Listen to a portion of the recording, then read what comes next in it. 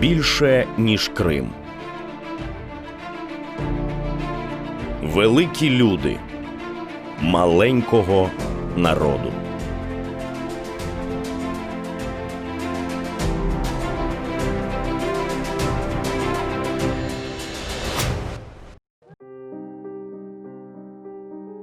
Український режисер, актор, сценарист Ахтем Сейтаблаєв – один з найвідоміших та найзатребуваніших сьогодні діячів культури в країні. Ахтем Сейтаблаєв народився в грудні 1971 року в узбекистанському місті Янгіюль в родині депортованих кримських татар.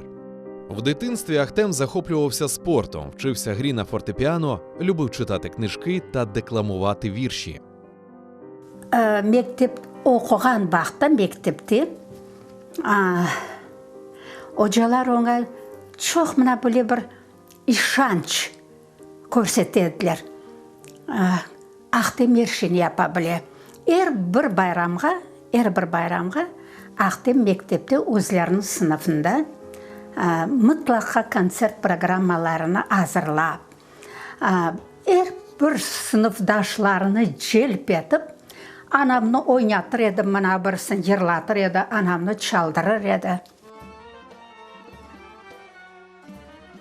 Випуск Ахтема зі школи збігся з початком масового повернення кримсько-татарського народу на історичну батьківщину.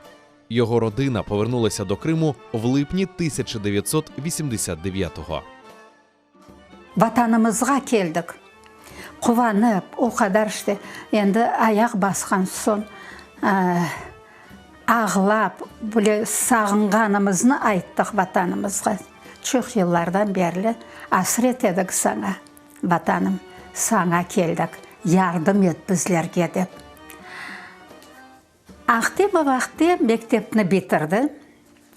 Сон башта ана деді, мен істейім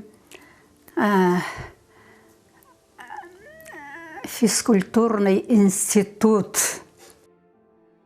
В інститут фізкультури Ахтему вступити не вдалося. Вот я благополучно срезался на первом же экзамене, по-моему, это был диктант. Тема была что-то похожее на роль коммунистической партии в жизни каждого советского человека. Я к тому времени, в принципе, достаточно хорошо знал про роль коммунистической партии, особенно в жизни каждого крымского татарина. Написал, как думал. Ахтем вступив до Кримського культпросвітучилища, де набирали курс для навчання акторської майстерності. Спочатку навчання не виходило, він навіть хотів покинути училище. Сон енді мына жақынлаша жатыр имтиханлар. О курсын реберіне айтты Антонина Ивановна Жуковаға. Антонина Ивановна, я не хочу учиться актерскому мастерству. Я хочу бросить эту учебу. А о біле деді, ақыллы апай, ақыллы оча еді. Хорошо, Ахтемочка, хорошо. Если вы так решили, но у вас же рядом с вами есть ваши сокурсники, ваши друзья, их нельзя подводить. И когда у нас состоялся первый показ, я так с удивлением для себя обнаружил, что то, что я делаю там на этой маленькой сцене, как мне показалось, нравится людям, сидящим в зале. Ну, там смех услышал, там какую-то тишину услышал в какой-то момент. И я вспомнил те ощущения, которые у меня были вот в детстве, в юности, в школе. Вот это ощущение, что тебе нравится. Він успішно закінчив училище у 1992 році та влаштувався на роботу в трупу Кримсько-татарського академічного музично-драматичного театру. Ахтем багато грав на сцені, а згодом вступив на режисерське відділення Київського національного університету театру та кіно імені Карпенка-Карого, який закінчив у 1999 році дипломною виставою за мотивами Бахчисарайського фонтану Пушкіна. З цієї роботи бере початок тісна співпраця з художником Шевкетом Сейдаметовим, котра триває по сьогодні. Серед постанов Сейтаблаєва в Кримсько-татарському театрі «Моя любов Електра» за мотивами п'єси угорського письменника Ласло Дюрко, «Лісова пісня» за твором Лесі Українки. Мы вот адаптировали именно ее в крымско-татарскую среду, Лесю Украинку. У нас персонажи, вот такие крымско-татарские события проходят на Салгире. И очень такой вот хороший спектакль. И вот там, когда приходили вот с украинского общества там, и вот с университета, там вот это факультет, да, по-моему, украинский язык, как там язык или что-то, да, вот, и были, ну, в восторге, конечно. У нас с ним очень хорошая была работа совместно с оркестром Моцарт. Вот мы брали Моцарта и Сальери, значит, и по этому такая композиция, оркестр на сцене играл, и актеры играли, то есть вот разыгрывали всю эту драму. Очень хороший такой был музикальний спектакль, скажем. У 1997 та 2001 роках премією Автономної Республіки Крим були відзначені акторські роботи Ахтема Сейтаблаєва у виставах «Макдуф». Він грав Макбета в російськомовному варіанті, а Макдуфа у версії кримсько-татарською мовою і Кармен – роль Хосе. Етапною роботою Сейтаблаєва-режисера стала постанова вистави «Арзи Кыз» у прославленому татарському державному академічному театрі імені Галіасгара Камала в Казані. Трапилось це у 2002 році. Важно было доказать и самому себе, и всем, что ты не мальчик для битья, да, а что ты молодой, но все же режиссер. Алга Чохшкур у нас получилось. Вот, и мы были вместе в Китае на 3 премьерных спектаклях, был аншлаг, и потом уже через год, когда наши друзья из этого театра приехали на Дни Татарстана в Крым, в Симферополь, там кто-то из ребят, я уже не помню точно кто, там так вроде как в полусекрете так сказал, что в Казани говорят, что есть несколько спектаклей, значит, на которые стоит ходить, и в том числе наш. Но вот это ощущение того, что ты все же смог это преодолеть. Я помню, мы когда сели в поезд, нас провожали наши друзья, актеры казанские, и мы сели в поезд. Я помню, я сел в купе, а Шукита еще был на перроне. И вот эти вот почти 3 месяца напряжения у меня вылились просто в слезы. Как, вот, ну, как отпустило. И я уже так... шеф зашел, говорит, ты что плачешь? Все ж хорошо. Ну, потом, видимо, понял, да, от чего. Вот, и мы вернулись, как говорят, со щитом, а не на щите. З 2005 року і по нинішній час Ахтем Сейтаблаєв бере участь у виставах Київського академічного театру драми і комедії на лівому березі Дніпра. Уже перша роль Сейтаблаєва в цьому театрі – Ромео у виставі «Ромео і Джульєта», відзначена високою театральною нагородою «Київська пектораль» у номінації «За кращу чоловічу роль». Здесь постоянно бурлила новая мысль, новые формы, собственно, и продолжает так быть.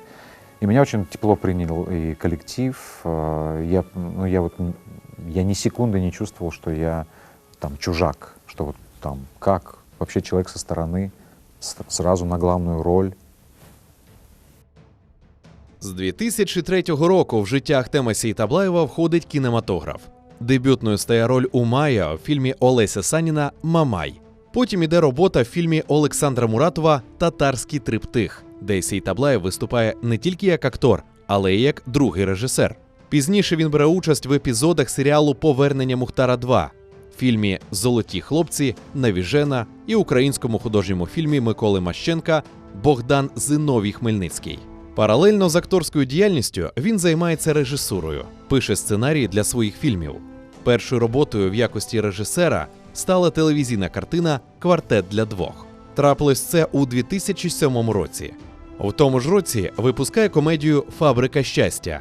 У 2009-му працює над міні-серіалом про труднощі життя радянської акторки Едіт Береш «Осінні квіти». Наступна картина Ахтема Сейтаблаєва вийшла у 2011 році. Історія спортивної стрічки «Чемпіони з підворіття» розповідає про тренера, який збирає команду волоцюг з метою виграти футбольний чемпіонат. Чемпіони з підворіття визнані кращим українським фільмом у 2012 році і нагороджений премією «Золотий дюк». Усі ці роботи були кроками до майбутнього великого успіху – особистого і творчого. Фільму «Хайтарма», в якому Ахтем Сейтаблаєв виступив як і режисер, і як виконавець головної ролі – героїчного льотчика часів Другої світової війни Амедхана Султана. Ця стрічка не тільки про відважного льотчика, а про наймасштабнішу трагедію кримсько-татарського народу – депортацію 1944 року. Кримські татари і не тільки плакали на прем'єрі цього фільму, так як депортація торкнулася кожної кримсько-татарської родини. У нас все сложилось. Все, и погодные условия, и актеры, и общий такой, неимоверный какой-то эмоциональный настрой вообще каждого человека, который приезжал на съемочную площадку, каждого. И я везде про это говорю, что у меня язык не повернется назвать людей, которые снимались в массовых сценах, массовкой. Потому что это были действительно актеры массовых сцен. Хайтарма, она была, знаете, по воле Аллаха. Все производство всего кино находилось вот под покровительством вот этого купола. Это был купол. Хайтарма, она, это вот судьба. Это судьба, это вот с большой буквы. Фільм отримав гран-прі на фестивалі «Корона Карпат» в Трускавці. Став лауреатом премії «Ніка». Ахтем Сейтаблаєв був визнаний кращим режисером 2014 року на італійському фестивалі «Кимера» в Термолі. У 2017 році вийшли два фільми Сейтаблаєва «Чужа молитва» і «Кіборги». «Чужа молитва» розповідає драматичну історію порятунку єврейських дітей кримсько-татарською вихователькою дитячого будинку Бахчисараї Саїде Аріфовою. У часи гітлерівської окупації Криму, ризикуючи життям, Саїде рятує 88 єврейських дітей, видаючи цих дітей за кримських татар. У 1944 році вона рятує їх вдруге, тепер вже від військ радянського НКВС, які здійснювали депортацію кримських татар у травні 44-го. Довівши, що ці діти насправді євреї. Фільм прекрасно зустріла преса і публіка і отримала номінацію на премію «Золота дзига». Військова драма «Кіборги. Герої не вмирають» про оборону Донецького аеропорту стала подією в українському кінематографі. Вона відзначена низкою премій та нагород. Фільм був показаний в багатьох країнах світу. У 2018 році «Кіборгів» показали в Конгресі Сполучених Штатів Америки в рамках дискусії «Російська гібридна війна проти України. Глобальна відповідь на глобальну загрозу». Слава Україні! Попрацюємо! Например, эти три фильма, если говорить о них, они все, в общем-то, объединены вот такой духовностью, что ли. И «Киборги», «Киборги» тоже там это история не как там деды воевали, а как воюют вот сегодняшние братья, там, сестры, сыны, дети. За вагомий особистий внесок у державне будівництво, соціально-економічний, науково-технічний, культурно-освітній розвиток України, вагомі трудові досягнення і високий професіоналізм. В липні 2017 року Ахтем Сейтаблаєв був удостоєний ордена за заслуги 3-го ступеня. Ахтем Сейтаблаєв надзвичайно багато працює. Він знімається у фільмах, грає в театрі. Сьогодні Сейтаблаєв разом з заслуженим в Росії українським режисером Олегом Сенцовим екранізує п'єсу Сенцова «Номери». На стадії завершення знаходиться фільм «Захар Беркут», екранізація повісті українського класика Івана Франка, прем'єра якого очікується в жовтні 2019 року. Про що мріє Ахтем Сейтаблаєв? Чтобы вернулся Крым, чтобы в конце концов настал мир после обязательно нашей победы. Чтобы дети мои были живы, здоровы, чего и всем желаю, без исключения. Хочу жить полной жизнью, заниматься своей профессией, режиссурой, актерством в том числе. хочу прожить наполненную жизнь. Хочу любить, быть любимым. Хочу, в конце концов, в более взрослом возрасте жить в Крыму с видом на море в небольшом домике, куда бы приезжали мои внуки.